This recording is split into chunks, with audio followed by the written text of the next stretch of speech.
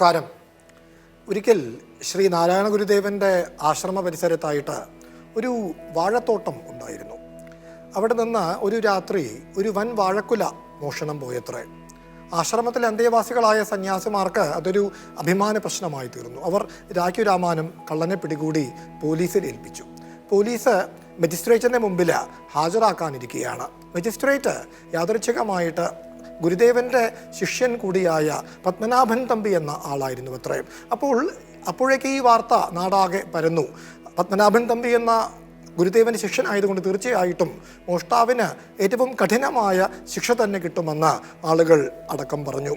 അന്ന് ഈ corporal punishment എന്ന് വിളിക്കുന്ന ശാരീരിക ശിക്ഷാ സമ്പ്രദായം നിലവിലുണ്ടായിരുന്ന കാലഘട്ടമാണ്.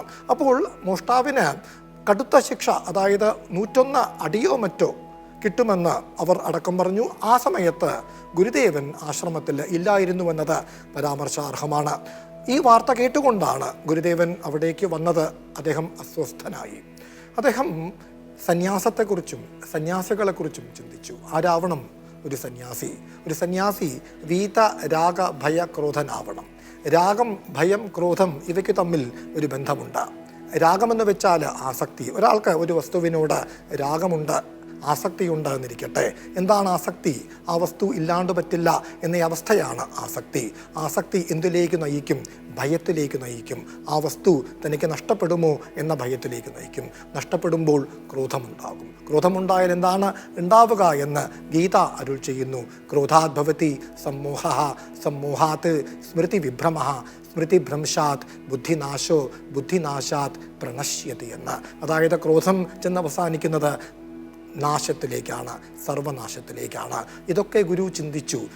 തൻ്റെ ആശ്രമത്തിലെ അന്തേവാസികളായ സന്യാസിമാർക്ക് കേവലം ഒരു വാഴക്കുലയിൽ ആസക്തി വിട്ടുമാറിയിട്ടില്ലല്ലോ എന്ന് അദ്ദേഹം നെടുവീർപ്പെട്ടുകൊണ്ട് ചിന്തിച്ചു.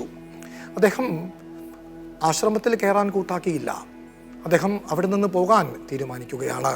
അദ്ദേഹം പറയും, ഒരു മോഷ്ടാവിനെ, അയാളൊരു മനുഷ്യനാണ്, അപ്പോൾ ഒരു മനുഷ്യനെ എന്ന് വേണമല്ലോ പറയുവാൻ. ഒരു വാഴക്കുല മോഷ്ടിച്ചുവെന്നാരോപിച്ച് ഒരു മനുഷ്യനെ ആശ്രമ പരിസരത്തെ മുക്കാലിയിൽ കെട്ടിയിട്ടടിച്ചാൽ അയാൾ കരയുമല്ലോ. അപ്പോൾ അവിടെ വീശുന്ന കാറ്റിന് അയാളുടെ കണ്ണീർ ഇടകലരുമല്ലോ. ആ കാറ്റ് ശ്വസിക്കാൻ ഞാൻ ആളല്ല എന്ന് ചിന്തിച്ചുകൊണ്ടാണ് ഗുരു അവിടെ നിന്ന് ആശ്രമത്തിൽ കാലുകുത്താതെ അവിടെ നിന്ന് പോകുന്നത്. ഗുരു എങ്ങോട്ട് പോയെന്നും ചരിത്രം രേഖപ്പെടുത്തുന്നുണ്ട്. കരിങ്കുളം എന്നു പേരായ സ്ഥലത്ത് അവിടെ തൻ്റെ ശിഷ്യനോടൊത്ത് അവിടെ കഴിയുകയാണ് ഗുരു. അപ്പോൾ മാത്രമാണ് ആശ്രമത്തിലെ അന്തേവാസികൾക്ക് തങ്ങൾ ചെയ്ത കുറ്റത്തിൻ്റെ അഗാധത മനസ്സിലായത്. അവർ ഓർത്തു കാണും, ആ മോഷ്ടാവ് ചെയ്ത കുറ്റത്തേക്കാൾ വലിയ കുറ്റമായി പോയല്ലോ തങ്ങൾ ചെയ്തത് എന്ന്. അവർ നേരെ കരിങ്കുളത്തേക്ക് ചെന്നു. അവിടെ ഗുരുദേവനെ സാഷ്ടാംഗം നമസ്കരിച്ചുകൊണ്ട് തങ്ങളുടെ തെറ്റുകൾ ഏറ്റുപറഞ്ഞു മാപ്പിരുന്നു. അവിടെ ഒരു ചോദ്യം ഉയരുകയാണ്. ഞങ്ങൾ കുറ്റവാളി ശിക്ഷിക്കപ്പെടണം, കുറ്റം ചെയ്തവൻ ശിക്ഷിക്കപ്പെടണമെന്ന സാമാന്യ നീതി അനുസരിച്ചല്ലേ ഞങ്ങൾ പ്രവർത്തിച്ചത്? അങ്ങനെ അല്ല എങ്കിൽ എന്താണ് സംഭവിക്കുക? നാട്ടിൽ അരാജകത്വം ഉണ്ടാവുകയല്ലേ ഫലം? ആളുകളുടെ സ്വത്തിനും ജീവനും അവിടെ സംരക്ഷണം ഉണ്ടാവുകയില്ലല്ലോ എന്നൊരു ചോദ്യം ഉയരുമ്പോൾ അവിടെ ഗുരുദേവൻ പറയുകയാണ്, തീർച്ചയായിട്ടും നാട്ടിൽ അരാജകത്വം ഉണ്ടാകണമെന്ന് എനിക്കില്ല, ആളുകളുടെ ജീവനും സ്വത്തിനും ഭീഷണി ഉണ്ടാവണമെന്നും എനിക്കില്ല. പക്ഷെ അതിൻ്റെ മാർഗം അത് ഹിംസയുടേതാകരുത്, അത് അഹിംസയുടേതാകണം. ഗുരുദേവൻ പറയും, നിങ്ങൾ അയാളെ രാമാനം പിടികൂടി, അത്രയും നന്ന്. നിങ്ങൾ എന്ത് ചെയ്യണമായിരുന്നു? തുടർന്ന് നിങ്ങൾ അയാളെ ചേർത്ത് പിടിച്ചുകൊണ്ട് പറയണമായിരുന്നു, നീ എന്തേ രാത്രി വരുവാൻ? അവിടെ ഒട്ടേറെ മുൾച്ചെടികളൊക്കെ ഉണ്ടല്ലോ, അവിടെ ഇഴജന്തുക്കളൊക്കെ ഉള്ള പ്രദേശമല്ലേ അത്? ഇഴജന്തുക്കൾ ദംശിച്ച് നിനക്ക് ദേഹാപായം പോലും സംഭവിക്കുമായിരുന്നില്ലേ? നീ എന്തേ രാത്രി വരുവാൻ? നീ പകൽ വന്നിരുന്നുവെങ്കിൽ നിനക്ക് എത്ര വാഴക്കുല വേണമെങ്കിലും ഞങ്ങൾ തരുമായിരുന്നുവല്ലോ. ഇങ്ങനെയല്ലേ നിങ്ങൾ അയാളോട് പറയേണ്ടത് എന്ന്. അപ്പോൾ ഇവിടെ കേവലം അഹിംസാ സിദ്ധാന്തം മാത്രമല്ല ഗുരുദേവൻ മുന്നോട്ട് വയ്ക്കുന്നത്. ഒരു ദീർഘവീക്ഷണത്തിൽ ഊന്നിയ അഹിംസയാണ് അദ്ദേഹം മുന്നോട്ട് വയ്ക്കുന്നത് എന്നു കാണാം. അതായത് ആശ്രമത്തിലെ അന്തേവാസികളായ സന്യാസിമാരുടെ സമീപനത്തിലൂടെ എന്താണ് സിദ്ധിക്കുക? അയാൾ അല്പകാലത്തേക്ക് കുറ്റകൃത്യങ്ങളിൽ ഏർപ്പെടില്ലായിരിക്കാം, പക്ഷേ കാലക്രമേണ ആ അടിയുടെ ആഘാതം വിട്ടുമാറുമ്പോൾ, ആ ഓർമ്മകൾ മങ്ങി മറയുമ്പോൾ, അയാൾ വീണ്ടും സാഹചര്യം ഒത്തുവരുമ്പോൾ സമാനമായ കുറ്റകൃത്യത്തിൽ കൂടുതൽ തീവ്രതയോടുകൂടി ഏർപ്പെട്ടുവെന്ന് വരാമല്ലോ. ഗുരുദേവൻ്റെ സമീപനമനുസരിച്ച് അയാളിൽ അപ്പോൾ ഇല്ലെങ്കിൽ പോലും സമീപ ഭാവിയിൽ തന്നെ ഒരു പശ്ചാത്താപം ഉണ്ടായിക്കൂടെയോ, അയാൾ മനസാന്തരപ്പെട്ടേക്കാം, പശ്ചാത്തപിച്ചേക്കാം. അതിനുള്ള സാധ്യതയാണ് അവിടെ ഗുരുദേവൻ തുറന്നു കൊടുക്കുന്നത്. കേവലമായ അഹിംസയല്ല, ദീർഘവീക്ഷണത്തോടു കൂടിയ അഹിംസാ സിദ്ധാന്തമാണ് ഇവിടെ ഗുരുദേവൻ മുന്നോട്ട് വയ്ക്കുന്നത് എന്നു കാണാം. അപ്പോൾ അഹിംസാ സിദ്ധാന്തം ഇങ്ങനെ മുന്നോട്ട് വെച്ച ഒട്ടേറെ മഹാന്മാർ നമ്മുടെ സമൂഹത്തിൽ ഉണ്ടായിട്ടുണ്ട്, ചരിത്രത്തിൽ രേഖപ്പെടുത്തപ്പെട്ടിട്ടുണ്ട്. അങ്ങനെ ഒരാൾ ഈശോയാണ് തീർച്ചയായിട്ടും. ഈശോ അരുളി ചെയ്ത ഗിരിപ്രഭാഷണം എന്ന സംഗതിയാണ് നമ്മൾ ഏതാനും എപ്പിസോഡുകളായി നമ്മൾ ചർച്ച ചെയ്ത് കഴിഞ്ഞതാണ്. ഇന്ന് അതിലെ ഏതാനും ശ്ലോകങ്ങൾ, തിരഞ്ഞെടുത്ത ശ്ലോകങ്ങൾ നമ്മളിന്ന് ചർച്ചയ്ക്ക് വിധേയമാക്കാൻ പോവുകയാണ്. ദേവസ്യാസാർ തൻ്റെ മൗലികകൃതിയായ ക്രിസ്തു ഭാഗവതത്തിൽ ഗിരിപ്രഭാഷണത്തിന് വേണ്ടി 2 അധ്യായങ്ങൾ നീക്കി വെച്ചിട്ടുണ്ട്. അതിൽ നിന്ന് തിരഞ്ഞെടുത്ത ശ്ലോകങ്ങൾ ചർച്ചയ്ക്ക് വിധേയമാക്കുന്ന ഇന്നത്തെ എപ്പിസോഡിലേക്ക് ഗുഡ്നസ് ടിവിയിലെ എല്ലാ മാന്യ പ്രേക്ഷകരെയും ഞങ്ങൾ ഭർഗോദേവസ്യ ധീമഹി എന്ന് പേരിട്ട് വിളിക്കുന്ന ക്രിസ്തു ഭാഗവത ചർച്ചയുടെ ഇന്നത്തെ എപ്പിസോഡിലേക്ക് ഹാർദമായി സ്വാഗതം ചെയ്തുകൊള്ളുന്നു. എന്നത്തെയും പോലെ ഇന്നും നമുക്കൊപ്പം സണ്ണിയച്ചനുണ്ട്. ദേവസ്യാസാറിൻ്റെ നേരിട്ടുള്ള ശിഷ്യനും സുഹൃത്തും കാഞ്ഞിരപ്പള്ളി രൂപത അംഗവും എൻ്റെ മാന്യ സുഹൃത്തുമായ സണ്ണി കുരുവിള മണിയാക്കുപാറ എന്ന സണ്ണിയച്ചനെ ഹാർദമായി ഇന്നത്തെ എപ്പിസോഡിലേക്ക് സ്വാഗതം ചെയ്തുകൊള്ളുന്നു. ക്രിസ്തു ഭാഗവതത്തിലെ തിരഞ്ഞെടുത്ത ശ്ലോകങ്ങൾ ഗാനാത്മകമായി പാടിത്തരാൻ നമുക്ക് അതുല്യ രാജേഷ് എന്ന 10ാം തരം വിദ്യാർത്ഥി നമുക്കൊപ്പമുണ്ട്. അതുല്യയെയും ഇന്നത്തെ എപ്പിസോഡിലേക്ക് ഹാർദമായി സ്വാഗതം ചെയ്തുകൊള്ളുന്നു.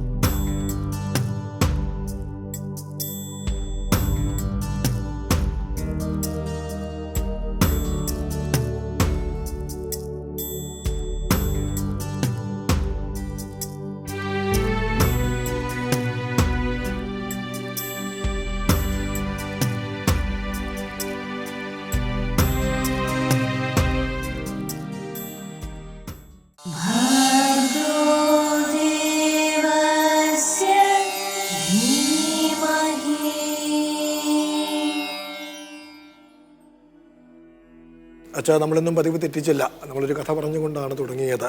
അപ്പോൾ ഈ കേവല അഹിംസ സിദ്ധാന്തം മാത്രം പോരല്ലോ, ഒരു ദീർഘദർശനം കൂടി അതിന് പിറകിൽ ഉണ്ടെങ്കിൽ അത് പൂർണ്ണമായി. അത്തരമൊരു കഥയാണ് നമ്മൾ പറഞ്ഞത്. നമ്മൾ അത്തരം ഒട്ടേറെ ശ്ലോകങ്ങൾ, അതിനെ ഓർമ്മിപ്പിക്കുന്ന ഒട്ടേറെ ശ്ലോകങ്ങൾ നമ്മൾ കാണാനിരിക്കുകയാണ് ക്രിസ്തു ഭാഗവതത്തിൽ. ദേവസ്യാസാറ് 1-ലേറെ അധ്യായങ്ങൾ നീക്കി വെച്ചിട്ടുള്ള സന്ദർഭം വളരെ കുറവാണല്ലോ. ഈ സ്നാപക യോഹന്നാന് മാത്രമാണ് ദേവസ്യാസാറ് 1-ലേറെ സർഗം, 2 സർഗം നീക്കി വെച്ചത്. നമ്മൾ കണ്ടുകഴിഞ്ഞ എപ്പിസോഡിൽ നമ്മൾ ചർച്ചയ്ക്ക് വിധേയമാക്കിയതാണ്. സ്നാപക യോഹനസ്യ ആഗമ എന്നും സ്നാപക യോഹനസ്യ വധ എന്നും പേരുള്ള 2 അധ്യായങ്ങൾ അദ്ദേഹം നീക്കി വെച്ചിട്ടുണ്ടായിരുന്നു. അതുപോലെ ഇവിടെ ഒരു സംഭവത്തിന് വേണ്ടി ഇവിടെ അദ്ദേഹം നീക്കി വെക്കുന്നുണ്ട് 2 അധ്യായങ്ങൾ. ഗിരിപ്രഭാഷണത്തിന് വേണ്ടി 2 അധ്യായങ്ങളുണ്ട്. നമ്മളതിൽ ഏറ്റവും തിരഞ്ഞെടുത്ത ശ്ലോകങ്ങൾ, ഏറ്റവും പ്രസിദ്ധമായ പദ്യങ്ങളാണ് നമ്മൾ ഈ എപ്പിസോഡിൽ ചർച്ചയ്ക്ക് വിധേയമാക്കാൻ ഉദ്ദേശിക്കുന്നത്. പ്രഭാഷണത്തിന് വേണ്ടിയിട്ടുള്ള 2 സർഗങ്ങൾ നമ്മൾ സൂര്യൻ്റെ സഞ്ചാരമായിട്ട് നമ്മൾ താരതമ്യപ്പെടുത്തുകയാണെങ്കിൽ ഇത് മധ്യാഹ്നത്തിൽ വരുന്ന സമയമാണ്. എന്ന് പറഞ്ഞാൽ ഈ കൃതി ഏറ്റവും പ്രകാശം ചൊരിയുന്ന സമയമാണ് ഈ ഗിരിപ്രഭാഷണം. അവിടെ നമുക്ക് ഒത്തിരി ഭാവന കാണാൻ പറ്റിയില്ലെങ്കിലും ആശയ സമൃദ്ധമാണ്. പിന്നെ നല്ല സംസ്കൃതത്തിലേക്ക് ആ ക്രിസ്തു പറഞ്ഞ മഹനീയമായ ആശയങ്ങൾ നന്നായിട്ട് സാറ് പ്രകാശിപ്പിച്ചു. അതെ അതെ, തീർച്ചയായിട്ടും. അപ്പോൾ നമുക്ക് വലിയൊരു ശ്ലോകത്തിലേക്ക് കടക്കാൻ വെച്ചാൽ ഇടയ്ക്കുള്ളൊരു ശ്ലോകത്തിൽ നിന്നാണ് നമ്മൾ ആരംഭിക്കുക. അതായത് കണ്ണിന് കണ്ണ്, പല്ലിന് പല്ല്, അതാണല്ലോ പഴയ നിയമത്തിൽ പറയുന്നത്. അതിൽ പരിഷ്കാരം വരുത്തി, മാറ്റം വരുത്തിക്കൊണ്ടാണ് ഈശോയുടെ സിദ്ധാന്തം വരുന്നത്. അതിലേക്ക് നമ്മൾ കടക്കാം. ശ്രുതം ച ചക്ഷുഷഃ ചക്ഷുഹു എന്നാരംഭിക്കുന്ന ഒരു ശ്ലോകമാണ്. അതുല്യ നമുക്കായിട്ടത് ആലപിച്ചു തരും. ശ്രുതം ച ചക്ഷുഷച്ചക്ഷുർദന്തോ ദന്തസ്യ ചേതി യത് അഹം തു യുഷ്മാനാചക്ഷേ നരോഗ്ധവ്യോ ഹി ദുർജനഃ. അച്ഛാ നോക്കൂ, ചക്ഷുഷഃ ചക്ഷുഹു കണ്ണിന് കണ്ണ്, ദന്തസ്യ ദന്തഃ പല്ലിന് പല്ല്, ഇത് യത് ച യുഷ്മാഭിः ശ്രുതം എന്നത് നിങ്ങൾ കേട്ടിട്ടുണ്ടല്ലോ എന്ന. അഹം തു യുഷ്മാനാചക്ഷേ, ഞാനിതാ നിങ്ങളോട് പറയുകയാണ്, ദുർജനഃ ന രോധവ്യഃ ഹി, ദുർജനങ്ങളെ എതിർക്കരുത്, ചീത്തയാളുകളെ എതിർക്കരുത് എന്നാണ് ഇവിടെ ഈശോയുടെ ആദേശം. നമുക്ക് അടുത്തതിലേക്ക് കടക്കാം. ഇതിനെക്കുറിച്ച് കൂടുതൽ വിശദമാക്കുന്ന അടുത്ത ശ്ലോകത്തിലേക്ക് കടക്കുകയാണ്. കിംച താവക ഗണ്ഡേയ, നമുക്കായി ആ ശ്ലോകവും അതുല്യ ആലപിച്ചു തരും. കിംച താവക ഗണ്ഡേയഃ കരോതി യദി ദക്ഷിണേ ചപേടികാം തതസ്തസ്മൈ മുദാന്യമഭിദർശയ. അപ്പോൾ ഈ ദുർജനങ്ങളെ എതിർക്കരുത് എന്ന് പറഞ്ഞുവല്ലോ, ഒരു നിദർശനത്തിലൂടെ അത് വെളിവാക്കുകയാണെന്ന് തോന്നുന്നു അടുത്ത ശ്ലോകത്തിൽ. കിംച താവക ഗണ്ഡേയ എന്ന അതുല്യ ആലപിച്ച ഈ ശ്ലോകത്തിലൂടെ കിംച എന്നാണ് തുടങ്ങുന്നത് എന്ന് മാത്രമല്ല, ദക്ഷിണേ താവക ഗണ്ഡേയ ചപേടികാം കരോതി, ഏതൊരുത്തൻ നിങ്ങളുടെ വലത്തേ ചകിട്ടിലടിക്കുന്നുവോ, തതഃ തസ്മൈ അന്യം അപി മുദാ ദർശയ, അവൻ്റെ നേരെ മറ്റേ ചകിടും സന്തോഷത്തോടെ കാട്ടിക്കൊടുക്കുക എന്ന്. വളരെ പ്രസിദ്ധമായ ഒരു വാചകമാണ്, ഈ ലൗകിക ദൃഷ്ടിയിൽ എല്ലാവരും പറഞ്ഞു നടക്കുന്ന ഒരു വാചകമാണ്. അതിൻ്റെ ഒരു സംസ്കൃതവൽക്കരണമാണ് നമ്മളിവിടെ കാണുന്നത്. അതിനെക്കുറിച്ച് അച്ഛന് എന്തെങ്കിലും പറയാനുണ്ടെങ്കിൽ? എൻ്റെ മൊത്തത്തിൽ നമ്മൾ നോക്കുമ്പോഴേക്കും ഈ ബൈബിളിനെ പുതിയ നിയമം എന്നാണല്ലോ അതെ അതെ പറയുന്നത്. പുതിയ 27 പുസ്തകങ്ങളടങ്ങുന്ന പുതിയ നിയമം അവിടെയാണ് അതിൻ്റെ പ്രസക്തി നമ്മൾ കാണുന്നത്. യഹൂദന്മാരുടെ ജീവിതം നിയന്ത്രിച്ചു പറഞ്ഞാൽ തോറായാണ്. തോറ എന്ന് പറയുന്നത് പഞ്ചഗ്രന്ഥി, അതായത് ഉൽപ്പത്തി, പുറപ്പാട്, ലേവ്യർ, സംഖ്യ, നിയമാവർത്തനം, ഈ 5 പുസ്തകങ്ങൾ ചേർന്ന പഞ്ചഗ്രന്ഥികൾ അല്ലെങ്കിൽ തോറായാണ് യഹൂദന്മാരുടെ ജീവിതത്തെ. അതിൻ്റെ അകത്താണ് നമ്മുടെ മോസസിൻ്റെ നിയമങ്ങളെല്ലാം കാണുന്നത്. അതുകൊണ്ട് ഇതിന് സമാനമായിട്ടാണ് മത്തായി സുവിശേഷകൻ 5 ഡിസ്കോഴ്സസ്, പ്രഭാഷണങ്ങൾ ഇതിൻ്റെ അകത്ത് ഈ മത്തായിയുടെ സുവിശേഷത്തിൽ കൊണ്ടുവന്നിരിക്കുക. അതിൻ്റെ അകത്തെ പ്രഥമമായിട്ട് ഒന്നാമത്തെ ഭാഗമാണ് ഗിരിപ്രഭാഷണം. 5 മുതൽ 7 വരെയുള്ള അധ്യായങ്ങൾ വ്യാപിച്ച് കിടക്കുന്ന. അപ്പോൾ ഈ പഞ്ചഗ്രന്ഥിയിൽ അല്ലെങ്കിൽ തോറായിലുള്ള നിയമങ്ങളെ ക്രിസ്തു പുതുക്കുകയാണ്. അതുകൊണ്ടാണ് പുതിയ നിയമം എന്നല്ല പറയുന്നത്. ആ നിയമമുണ്ട്, അതിനെ പുത്തനാക്കുവാണ്, പുതുക്കിയതാണ്. വാസ്തവത്തിൽ പറയുകയാണെങ്കിൽ ബൈബിളിൻ്റെ ഹൃദയം വാസ്തവത്തിൽ നമുക്ക് കാണാൻ പറ്റുന്ന ഒരു ഭാഗമാണ് ഈ ഗിരിപ്രഭാഷണം. അത് ഇന്നും ലോകം അതിനെ അതിശയിച്ചിട്ടില്ല. ലോകം അതിൻ്റെ താഴോട്ട് പോയിക്കൊണ്ടിരിക്കുകയാണ്. നമ്മൾ ഈ ശ്രീനാരായണ ഗുരുവിൻ്റെ ആ സംഭവം പറഞ്ഞില്ല, അവർക്കൊക്കെ ഉണ്ടായ വെളിച്ചത്തിനാണ് അവർ കാര്യങ്ങളെ അപഗ്രഥിക്കുകയും. വാസ്തവത്തിൽ നമുക്കൊത്തിരി വെല്ലുവിളികളുണ്ട്. എങ്കിലും ഇതാണ് ആ ദർശനത്തെ നമുക്ക് ഇന്നും കൈവിടാനായിട്ട് പറ്റത്തില്ല, ശരിക്കുള്ള സമാധാനം. അപ്പം നമ്മൾ ഈ ഭാഗത്തെല്ലാം കാണുന്നത് പഴയ നിയമത്തെ ഒരു ചെകിട്ട് അടിക്കും മറ്റു ചെകിട്ട് തകർക്കുക എന്നുള്ളതിനെ മാറ്റിയിട്ട് കാണിച്ചു കൊടുക്കുക. അപ്പം പുതിയ നിയമം ക്രിസ്തു കൊണ്ടുവരികയാണ്, അതിനെ പൂർണ്ണമാക്കുകയാണ്. ശരിക്കും പറഞ്ഞാൽ ഇതൊരു സ്നേഹത്തിൻ്റെ വിപ്ലവമാണ് വാസ്തവത്തിൽ നമ്മൾ ഇവിടെ കാണുന്നത്. ഈ ഗിരിപ്രഭാഷണം അങ്ങനെ വളരെ സാരവത്തായ ഭാഗമായതുകൊണ്ടായിരിക്കും സാറ് ഒന്നും വിട്ടുകളയാതെ. അതുകൊണ്ട് നമ്മൾ കഴിഞ്ഞ ദിവസം യോഗന്നാൻ്റെ കണ്ടപ്പോൾ സാറിനോട് ഒത്തിരി സ്വാതന്ത്ര്യം ഉണ്ടായിരുന്നു, നല്ല ഭാവനാത്മകമായിട്ടുള്ള കൂട്ടിച്ചേർക്കലുണ്ടായിരുന്നു. ഇതിൻ്റെ അകത്തൊന്നും കൂട്ടിച്ചേർക്കൽ നടക്കത്തില്ല, കാരണം ഇതിനപ്പുറത്തേക്ക് നമുക്കൊന്നും പറയാനും പറ്റത്തില്ല. അതെ അതെ അതെ അതെ, തീർച്ചയായിട്ടും. സമാനമായ മറ്റൊരു പദ്യത്തിലേക്ക് നമ്മൾ കടക്കുകയാണ് വെച്ചാൽ കുർവൻ വിവാദം യസ് ത്വത്തോ എന്നാരംഭിക്കുന്ന തൊട്ടടുത്ത ശ്ലോകത്തിലേക്ക് അതുല്യ നമുക്കായിട്ടതും ആലപിച്ചു തരും. കുർവൻ വിവാദം യസ്ത്വത്തോ ജിഹീർഷേ തവ കഞ്ചുകം തത്കൃതേ ത്യജ നിശങ്കം പ്രാവാരമപി താവകം. നോക്കൂ, യഹ ഏതൊരുത്തൻ വിവാദം കുറുവൻ വഴക്ക് കൂടിക്കൊണ്ട് ത്വത്തഹ നിന്നിൽ നിന്ന് തവ കഞ്ചുകം ജിഹീർഷേത് നിന്റെ അംഗവസ്ത്രം പിടിച്ചു പറിക്കുന്നുവോ തത്കൃതി അയാൾക്ക് വേണ്ടി താവകം പ്രാവാരമപി നിശങ്കം ത്യജ നിന്റെ മേൽവസ്ത്രവും ശങ്ക കൂടാതെ നൽകിയേക്കുക എന്നാണ് ഈശോ നൽകുന്ന ഒരു സന്ദേശം. സമാനമായ കുറേ ശ്ലോകങ്ങൾ ആണ് നമ്മളിവിടെ കാണാൻ പോകുന്നത്.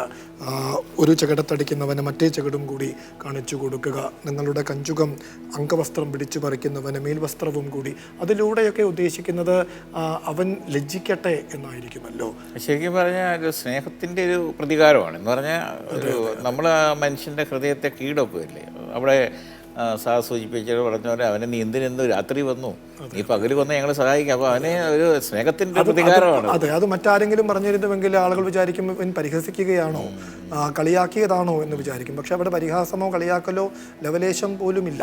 അവിടെ ആത്മാർത്ഥമായിട്ട് പറയുകയും അത് പറയാൻ ആവശ്യപ്പെടുകയുമാണ് അവിടെ ഉണ്ടായത്. തിന്മയെ പൂർണ്ണമായിട്ട് നമുക്ക് എടുത്തു നീക്കണമെങ്കിൽ അതോ മാർഗം ഇന്നും ഉള്ളൂ. വാസ്തവത്തിൽ നമ്മൾ യുദ്ധത്തിലൂടെയും ഒക്കെ ആണെങ്കിൽ പക ലോകത്തിൽ വർദ്ധിച്ചുകൊണ്ടിരിക്കുകയാണ് അല്ലേ. അതെ, അതുകൊണ്ട് തീർച്ചയായും ഗിരിപ്രഭാഷണത്തിലെ ഓരോ വാചകവും പ്രായോഗികമാണ് എന്ന് പറയാനാകും. പ്രയോഗത്തിൽ വരുത്തിയില്ല അതിൻ്റെ പ്രത്യാഘാതം നമ്മൾ അനുഭവിച്ചു. ഇപ്പം നമ്മൾ എവിടെ ചെന്ന് കഴിഞ്ഞാലും നമുക്ക് ഞാൻ ഉറപ്പായിരുന്നു, ബാംഗ്ലൂരൊക്കെ ആയിരുന്നു. അപ്പം ഒരു 10-15 വർഷം മുമ്പ് ചെന്ന് കഴിഞ്ഞാൽ ഒരു ഷോപ്പിംഗ് മാളിൽ ചെന്ന് ഒരു പരിശോധനയില്ല, ആൾക്കാർ കയറി പോകുന്നു ഇറങ്ങി വരുന്നു. ഇന്നിപ്പോൾ ഷോപ്പിംഗ് മാളിൽ പോലും നമ്മൾ കയറി കഴിഞ്ഞ് നമ്മളെല്ലാം ഭയങ്കര പരിശോധനയാണ്. അപ്പോൾ അതിൻ്റെ അർത്ഥം എന്താണ്? ലോകം ഒരു വശത്തൂടെ പുരോഗതി, ഒരു വശത്ത് ഭയം കൂടിക്കൊണ്ടിരിക്കുക, അത് പ്രതികാരം കൂടിക്കൊണ്ടിരിക്കുകയാണ്. അപ്പോൾ ഇതിനൊക്കെ ഇന്നും വളരെ പ്രസക്തമാണ്. അതെ. അപ്പോൾ മറ്റൊരു സമാനമായ ശ്ലോകത്തിലേക്ക് കടക്കുകയാണ്. എനിക്ക് തോന്നുന്നു ഇതൊക്കെ ഉദാഹരണങ്ങളാണ്. അതായത് രോധവ്യോഹി ദുർജന, ദുർജനങ്ങളെ എതിർക്കരുത് എന്ന് പറഞ്ഞുവല്ലോ. പിന്നെ എന്താണ് ചെയ്യേണ്ടത് എന്ന നിദർശനങ്ങളിലൂടെ, ഉദാഹരണങ്ങളിലൂടെ കാണിച്ചു തരുന്നതാണ് തുടർന്നുള്ളവ എന്നാണ് ഞാൻ മനസ്സിലാക്കുന്നത്. അതായത് ഒരു ചകിടത്ത് അടിക്കുന്നവന് മറ്റേ ചകിടും കൂടി കാണിച്ചു കൊടുക്കുക, അംഗവസ്ത്രം പിടിച്ചു പറിക്കുന്നവന് മേൽവസ്ത്രവും കൊടുക്കുക. ഇനി അടുത്ത ശ്ലോകവും സമാനമായ മറ്റൊരു നിദർശന ശ്ലോകമാണ്. അതുകൂടി നമുക്ക് നോക്കാം. ഇത് ഗന്ധമെന്ന് ആരംഭിക്കുന്ന അടുത്ത ശ്ലോകത്തിലേക്ക് കൂടി കടക്കാം. അതുല്യ നമുക്കായി അത് ആലപിച്ചു തരും. യദി ഗന്ധും ക്രോശമേകം ത്വാം പ്രേരയതി യോ ഹഠാത് ഗച്ഛതേന സഹ ക്രോശദ്വയം സ്വച്ഛന്ദതസ്തദാ. നോക്കൂ, യഹൊരുവൻ ഏകം ക്രോശം ഗന്തും ത്വാം ഹഠാത് പ്രേരയതി. ഒരു ക്രോശം ദൂരം, ഒരു മൈൽ ദൂരം പോകുവാൻ നിങ്ങളെ ബലാത്കാരമായി പ്രേരിപ്പിക്കുന്നുവോ തഥാ അപ്പോൾ തേന സഹ സ്വച്ഛന്തതഃ ക്രോശദ്വയം ഗച്ഛ. അയാളൊത്ത് നിങ്ങൾ സ്വൈരമായി 2 മൈൽ സഞ്ചരിച്ചേക്കുക. ഇതൊക്കെ തന്നെ ഉദാഹരണങ്ങളല്ലേ. അതായത് ഇങ്ങനെ പ്രത്യേകം എടുത്തു പറയുന്നത് ഈ നരോധവ്യോഹി ദുർജനഃ അതിനുള്ള ഉദാഹരണങ്ങളായിട്ട് വേണ്ടേ കരുതുവാൻ. ഇവയൊക്കെ തന്നെ ഇതൊക്കെ നമ്മൾ ചെയ്യുമ്പോൾ മറ്റേയാൾ അപ്പോൾ അല്ലെങ്കിലും പിന്നീടെങ്കിലും അതോർത്ത് പശ്ചാത്തപിക്കുമെന്നായിരിക്കുമല്ലോ ഈശോ. ഒരു മാർക്ക് വാസ്തവത്തിൽ ഇന്ന് നമ്മുടെ ലോകത്തിൽ നോക്കുകയാണെങ്കിൽ പുരോഗതിയുടെ ഇപ്പോൾ ഒത്തിരി അസമാധാനവും യുദ്ധങ്ങളും ഒക്കെ അല്ലേ. ഇന്നത്തെ കാലത്ത് 37,000 പേരാണ് യുക്രൈൻ സൈനികർ മരിച്ചെന്ന് അവിടുത്തെ സെലൻസ്കി തന്നെ പറഞ്ഞു. അത് കൂടുതലാണ് ആൾക്കാർ പറയുന്നത്. അങ്ങനെ യുദ്ധം നടക്കുന്നിടത്തെല്ലാം ധാരാളം ആൾക്കാർ മരിക്കുകയും ഭയങ്കര ക്രൂരമായ സഹനങ്ങൾ നടക്കുകയും ചെയ്യുകയാണ്. വാസ്തവത്തിൽ നമുക്ക് ക്രിസ്തുവിനെ പോലെയുള്ള അത്രയ്ക്ക് പ്രകാശമുള്ള ദർശനമുള്ള നേതാക്കന്മാരെ നമുക്കില്ല. അതുകൊണ്ടാണ് ഇന്നത്തെ വളരെ സങ്കീർണമാണ് ഇന്നത്തെ ലോകത്തിൻ്റെ സ്ഥിതി. ഈ സങ്കീർണതയിൽ ഇങ്ങനെ തേര് തെളിച്ചുകൊണ്ട് പോകാൻ കഴിവുള്ളവർ നമുക്ക് ഇന്നില്ലാത്തതുകൊണ്ടാണ് ഈ പ്രശ്നം കൂടിക്കൊണ്ടിരിക്കുകയാണ്. ഈ ക്രിസ്തു പറഞ്ഞതിൻ്റെ ആ വഴിയെ പോകാനായിട്ടൊന്ന് ലോകത്തിന് സാധിക്കുന്നില്ല. ഇതിലൂടെ എനിക്ക് തോന്നുന്നു ഈ ക്ഷമ എന്ന ആശയം കൂടി ഉണ്ടായിരിക്കണം. നമ്മൾ ആ ഇൻട്രോ കഥയിൽ കണ്ടതുപോലെ, ഈ ഗുരുദേവൻ്റെ കഥയിൽ കണ്ടതുപോലെ അങ്ങനെ പറയാൻ ആവശ്യപ്പെടുകയാണ്. അങ്ങനെ പറഞ്ഞാൽ അയാൾ അപ്പോൾ തന്നെ മനസാന്തരപ്പെടുമെന്നൊന്നും പറയാൻ വയ്യല്ലോ. പക്ഷേ ഭാവിയിലെങ്കിലും അയാൾ അത് ഓർത്ത് ഒന്ന് മനസാന്തരപ്പെട്ടേക്കാമല്ലോ. അപ്പോൾ അതിനുള്ളൊരു അവസരം തുറന്നു കൊടുക്കുകയാണ്. അവിടെ ഒരു ക്ഷമ കൂടിയുണ്ട്, അവിടെ ഒരു സഹനശീലത കൂടിയുണ്ട്. അതേപോലെയല്ലേ ഇവിടെയും നമ്മൾ പണ്ടേ കേട്ടിട്ടുള്ളതാണ്. അതായത് ഒരു ചകിട്ടിൽ അടിച്ചാൽ മറ്റേ ചകിട് കാണിച്ചു കൊടുക്കുക എന്ന് പറയും. ഒരു ചോദ്യം ആളുകൾ ചോദിക്കാറുണ്ട്, മറ്റേ ചകിട്ടിലും അടിച്ചാൽ എന്തു ചെയ്യുമെന്ന്. അപ്പോൾ ഈ തത്വം ഉൾക്കൊണ്ട് ഒരാളുടെ ഉത്തരം എന്തായിരിക്കുമെന്നോ, അയാൾ പറയും അപ്പോഴും ഞാൻ ഈ ആദർശത്തിൽ നിന്ന് പിന്നോട്ട് പോവില്ല എന്ന്. ഞാൻ നിരാശപ്പെടുകയില്ല, ക്ഷമയോടുകൂടി കാത്തിരിക്കും. അയാൾ മാനസാന്തരപ്പെടും വരേക്കും കാത്തിരിക്കും. അത് നാളെയാണെങ്കിലും സമീപ ഭാവിയിലാണെങ്കിലും വിദൂര ഭാവിയിലാണെങ്കിൽ പോലും ഈ ആദർശത്തിൽ നിന്ന് പിന്മാറുകയില്ല. കാരണം ഇതാണ് ഏറ്റവും ഫലപ്രദമായ ആദർശം. അതുകൊണ്ടായിരിക്കാം മഹാത്മാഗാന്ധി ഇത് നന്നായിട്ട് മനസ്സിലാക്കി ഇന്ത്യയുടെ പശ്ചാത്തലത്തിൽ അഹിംസാ സിദ്ധാന്തം ഇവിടെ കൊണ്ടുവരികയും അത് ലോകം മുഴുവൻ ശ്രദ്ധ പിടിച്ചു. ഇന്നലെ ഇന്ത്യയെക്കുറിച്ച് ചിന്തിക്കുമ്പോൾ മഹാത്മാഗാന്ധിയെക്കുറിച്ച് ആൾക്കാർ ചിന്തിക്കാറുണ്ട്. തീർച്ചയായും. അപ്പോൾ അവരുടെയൊക്കെ അഹിംസയിൽ ഒരു ദീർഘവീക്ഷണം കൂടി ഉണ്ടായിരുന്നു എന്ന് വേണം കരുതുവാൻ. അപ്പോൾ ഇവിടെ ഈ ക്ഷമയോടുകൂടി കാത്തിരിക്കുകയാണ് പ്രതിയോഗി മനസാന്തരപ്പെടുവാനായിട്ട്. അതിനുള്ള ഉദാഹരണങ്ങളാണ് എനിക്ക് തോന്നുന്നു ഇത്തരം ഈ വചനങ്ങളൊക്കെ. നരോധവ്യോഹി ദുർജനഃ എന്ന് പറഞ്ഞേച്ചാണല്ലോ ഈ നിദർശനങ്ങളായിട്ട് ഓരോ വചനവും താഴെ അദ്ദേഹം പറയുന്നത്. ദുർജനങ്ങളെ എതിർക്കരുത്, അയാളെ മാനസാന്തരപ്പെടാനിടയാക്കുക, അയാളെയും കൂടി ചേർത്ത് പിടിക്കുക എന്നല്ലേ ഉദ്ദേശിക്കുന്നത്. എനിക്ക് തോന്നുന്നു ഇന്ത്യയിൽ ഈ ജൈന മതത്തിലാണെങ്കിൽ അവർ മുഖമൊക്കെ കവർ ചെയ്തല്ലേ നടക്കുന്നത്. എന്ന് പറഞ്ഞാൽ ഒരു ഉറുമ്പ് പോലും അല്ലെങ്കിൽ ഒരു ഈച്ച പോലും കൊല്ലാൻ പാടില്ല എന്ന് പറഞ്ഞാൽ അതിൻ്റെ അകത്തൊരു വലിയൊരു ദർശനമുണ്ട് വാസ്തവത്തിൽ, അല്ലേ? ഇതെല്ലാം നമ്മളെല്ലാം ജീവജാലങ്ങളെല്ലാം ഒന്നാണ്, ഒന്നൊന്നിനെയും ഹിംസിക്കരുത്. ഈ ശത്രുവാണെങ്കിൽ പോലും നമ്മുടെ കുടുംബത്തിലെ അംഗമാണ്, നമ്മളെല്ലാം ബന്ധിതരാണ് എന്നുള്ള വലിയൊരു കാഴ്ചപ്പാടും എൻ്റെ പിന്നിലുണ്ടെന്നാണ് എനിക്ക് തോന്നുന്നത്. അതെ, തീർച്ചയായും. നമുക്ക് അടുത്തതിലേക്ക് കടക്കാം വെച്ചാൽ അടുത്ത ശ്ലോകത്തിൽ ഇവിടെ അയൽക്കാരനെ കുറിച്ച് പറയുന്നു. അയൽക്കാരനെ മാത്രം സ്നേഹിക്കുക, ശത്രുവിനെ ദ്വേഷിക്കുക എന്നത് പഴയ നിയമത്തിലെ സിദ്ധാന്തമാണെങ്കിൽ ഈശോ അതെങ്ങനെ പരിഷ്കരിച്ചു എന്ന് പറയുന്നു. അടുത്ത ശ്ലോകത്തിലേക്ക് യുഷ്മാഭിഹി ശ്രുതമുക്തം യത്. വളരെ പ്രസിദ്ധമായിട്ടുള്ള. അതെ, നമുക്കായി ആ ശ്ലോകം തുല്യ ആലപിച്ചു തരും. യുഷ്മാഭിശ്രുതമുക്തം യദ്യൂയം കുരുത കേവലം നികടസ്ഥം പ്രതി പ്രേമ വിദ്വേഷം വിമതം പ്രതി ബ്രവീമ്യഹം തു യുഷ്മാൻ യദ്യൂയം സ്നിഹ്യത ശത്രുഷു പ്രാർത്ഥയധ്വം ച യുഷ്മാകം പീഡകാനാം കൃതേ സദാ.